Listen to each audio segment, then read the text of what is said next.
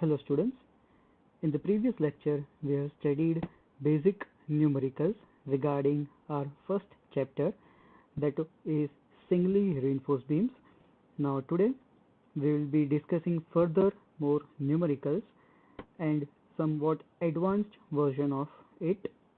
So moving on to the first numerical, it says that a singly reinforced beam has effective dimensions 250 mm cross 450 mm. It is reinforced with 3 numbers of 20 mm dia of Fe415 steel bars. Find out moment of resistance of beam using M20 concrete. Yeah. So in the previous examples we were finding just a lever arm or maybe compression force, tension force. Now these are more advanced problems that are continuously asked in your G2 examination. So moving forward, we will be looking at the data. First of all, it is mentioned that the dimensions here are effective.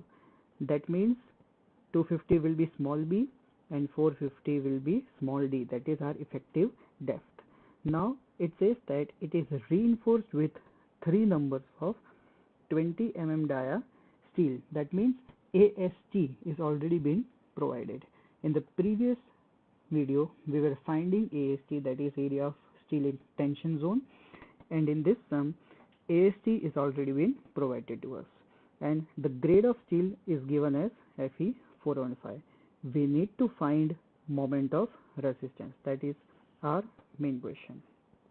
So basically we will be dealing with 3 equations or 3 methods to solve mu, that is moment of resistance.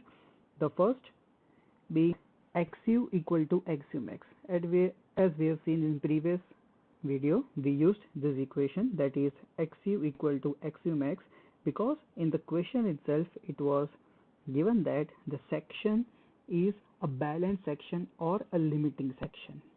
If it is given in question as the section to be taken as balanced or limiting section, then and then only we will be substituting xu equal to xu max. The second category can be xu less than xu max. That is, the depth of neutral axis may be less than the maximum or permissible value of neutral axis. We call this section as under reinforced section. And the third case could be xu greater than xu max. That means the depth of neutral axis will be greater than the maximum or permissible depth of neutral axis. We call this term as over reinforced section. Clear? So we will be moving further.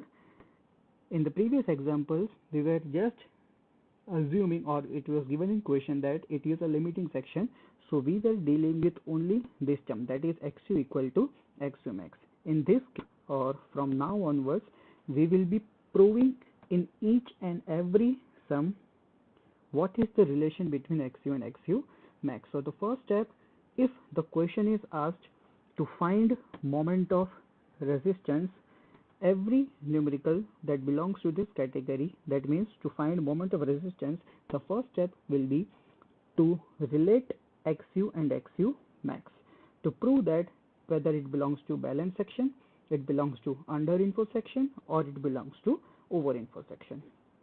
So moving forward, we will be calculating first xu. We will be calculating this term xu, and this term xu we will be calculating from page 96. We will be calculating it from page 96 of your IAS code. But before starting the sum, let us see how to find moment of resistance, as this is a new term that we will be dealing with. So we will be seeing that. So pause this video and open page 96 of your IAS code. Here you will be dealing with this page. Up till the last video we have seen only this equation from this page, that is xu by d equal to 0.87 Fy AST upon 0.36 FCK B D, cancelling d on both sides, the equation we have used. This equation was basically used to either find XU or to find AST.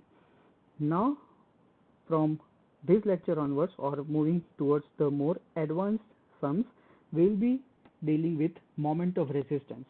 That means to find moment of resistance. If you can see the heading NXG, the heading itself says that this page or this NX is used to find moments of resistance for rectangular and T section. That means the whole beam portion. Our beam can be rectangular or T. So for first module, or we can say up till chapter number 4 of your book, we will be dealing with this page, that is page number 96. So here we will be dealing with two more equations. First one, clause or equation number B. So it says that if the value of XU by D is less than limiting value, XU by D, but as we cancel out D on both the sides, it becomes XU, and it says that is less than limiting value. Now limiting value means the maximum, XU max. So the first case here is of XU less than XU max. The first case is of XU less than XU max. So if the relation we get as XU less than XU max, then we will be using equation number B, that is this equation, to find moment of resistance. Clear? Now two cases are left. The first case, that is either XU can be equal to XU max, or the second case that XU can be greater than XU max. So for that conditions, we will be moving to point number C. So here point number C says that if the value of XU by D is equal to limiting value, that means it is equation based for XU equal to XU max. It is for XU equal to XU max. So if XU is equal to XU max, then we will be using this equation to solve or to find mu. Here you can see it is mentioned mu comma lim, that is it can be used to find mu or it can be used to find mu lim. For both cases this equation is valid. Now the third and last case, that is XU greater than XU max. For that we will be seeing this point number D. Here it says that if XU is greater than the limiting value, that means XU is greater than XU max. Yeah? So for XU greater than XU max, we will be using again this equation. Why so? Read further on. It says that if XU is greater than limiting value, the section should be redesigned. That means for singly reinforced section, it is not possible to design a over reinforced section. So whenever you solve any numerical, whether it be your practice problem or be your GT examination, if you get the relationship as XU greater than XU max, always we will be substituting or we will be finding mu lim. Clear? That means equation number C. So we will be basically dealing with these two equations. The first one being of point number B and the second one being of point number C. For point number B, we will be using only when it is mentioned or if we prove the relation that XU less XU max. For point number C, we will be dealing with XU equal to max or XU greater than XU. Clear? Now moving back to the sum. First, to find of neutral axis, we have already calculated it in previous lecture. We will be using this equation from your ISO. So solving this, will be get answer this 189.04. We need to find the relationship between XU and XU max. So to calculate XU max, as we done already in the previous videos, we will be solving it from page number 70. As it is mentioned, Fe45, the ratio will be 0.48D and the answer will be 216. So now we can find the relationship between these two values, that is 189.04 and 216. So in this case, XU less than XU max. That means the section is under reinforced section. Now as we have seen, for under reinforced section, we'll be using this point number B equation to find moment of resistance, that is our mu. Clear? So substituting this value or using the equation 0.87 Fy, that means 415, already mentioned equation. AST, we need to find this.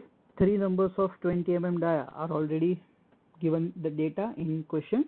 So 3 into 20 or pi by 4 20 square.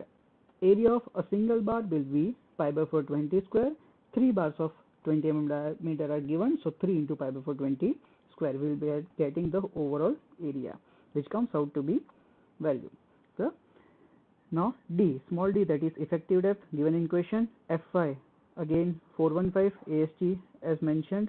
FCK, it is given in question as M20 concrete, so FCK will be 20.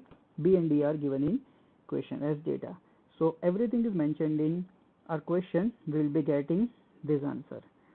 Either you can substitute it in Newton mm or you can write it in kilonewton meter, unless it is specified in question. So this is the method how we will be calculating moment of resistance. Moving further on,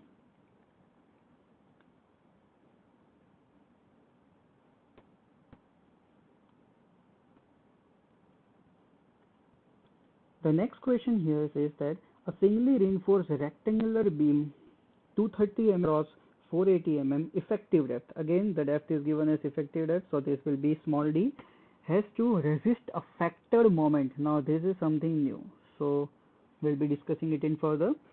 Of 90 kilonewton meter, use M20 and Fe415. The grade of concrete and grade of steel are already mentioned, and we need to calculate the area of steel required. That means we need to find AST. Clear? So before proceeding further, we will be discussing with the term factored, that what to do when the factored moment or factored load is given and what to do in other scenarios.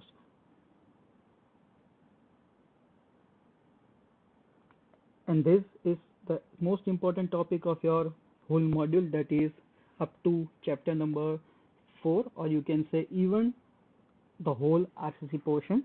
So keep noting and listening carefully, that basically there are two type of cases that will be dealing with. The first case, in question itself, it could be mentioned as the load that is given here or moment that is given here. It could be given as actual load, it could be given as working load, it could be given as characteristic load, or it could be given as simply load. For example, here the word factored is mentioned either in prefix or suffix of moment. If it was mentioned as actual moment of 90 kilonewton meter or a working moment of, that will be our first case. And case 2 will be, it could have been mentioned as factored load, it could have been given as design load, it could have been given as ultimate load. So these 7 categories are being asked in G2 examination. Any wordings or any prefix or suffix are given ahead of your load or your moment. So what to do in this scenario? For case 1, if it is mentioned as actual load, working load, characteristic load, or simply load, we need to multiply the load or moment by factor of safety. That means we need to multiply this value by 1.5 if any of the following things or any of the words you see before or after the load or moment that is being given. And in the case 2, if it is mentioned either of these words, we need not to multiply by 1.5. Keep it in mind. For case 1, we need to multiply it by 1.5, and for case 2, it means that factor load or actual design load is given. We do not need to multiply it by 1.5. Clear? So moving further, as it is mentioned in question, as the moment is given as factored of 90 kilonewton meter, we won't be multiplying it by 0.5. And the grade of concrete are already mentioned here. So mu, that is a factored moment, will be 90 kilonewton meter. Converting it into Newton mm, it becomes 19 into 10 raised to 6. Now we need to find mu lim. Why? Because area of steel is required, and area of steel is required, then XU or XU max couldn't be found out. So for calculating area of steel, we will be comparing the relationship between mu and mu. So mu is already mentioned in the question. So now we will be focusing on mu lim. As we have discussed previously, for Fe 415 steel, mu lim will be 0.138 FCK/BD square. So substituting everything, we get mu lim as this value, 46.25 into 10 raised to 6. Mu is already given in question, so we can relate that mu is less than mu lim. Now to find AST. To find AST, we won't be using the equation on page number 96, because if you see the equation in detail, we should be having the value of XU if we are to be substituting that value, but here XU is not given, or it couldn't be found out. So for this special sum, we will be dealing with the equation AST equal to PT BD by 100. This equation is not prescribed in your IS code, so please note down. To find AST, that means area of steel in tension, we will be using the equation PT BD by 100. Now what is PT? PT, P stands for percentage and T stands for tension. So the holistically it will be percentage of tension reinforcement. B, that is our width, and D will be our depth. Clear? Now to find PT, we will be using this equation, and again this equation you need to by heart, because this equation is given in SP16.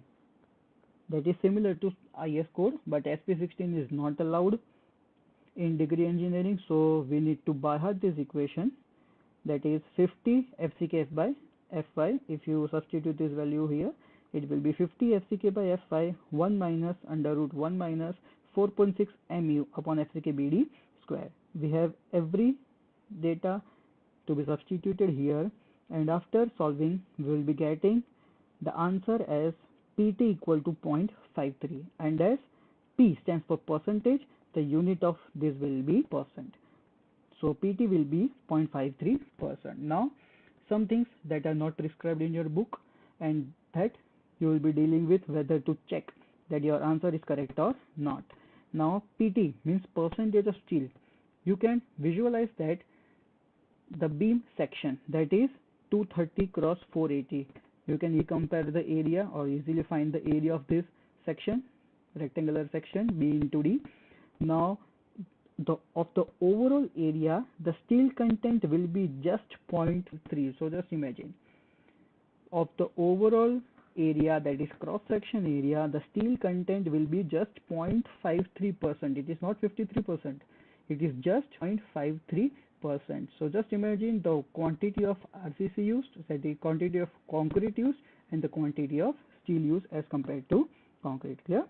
So this value, for your examination point of view, keep in mind it should be below 1.2% for singly reinforced beam. This value should always be below 1.2% for singly reinforced beam.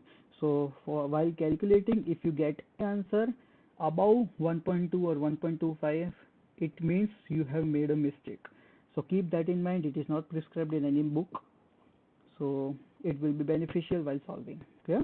So as we obtain the value of PT equal to 0.53, substituting it in equation, which equation we have already seen, AST equal to PT is in subscript DB or BD by 100. Clear?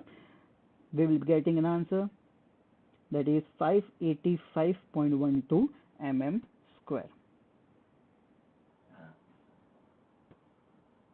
Hopefully you have completed yesterday's your exercise problem. It is not mandatory again, but it will surely help you in solving and understanding the concept of this code, that is your IS code, and also it will be beneficial for your examination, that is midsem examination and your GT examination. So this is our today's exercise problem. It is based on the sum that we have already discussed in the video. So hope you will be doing this, and here we are keeping today's session.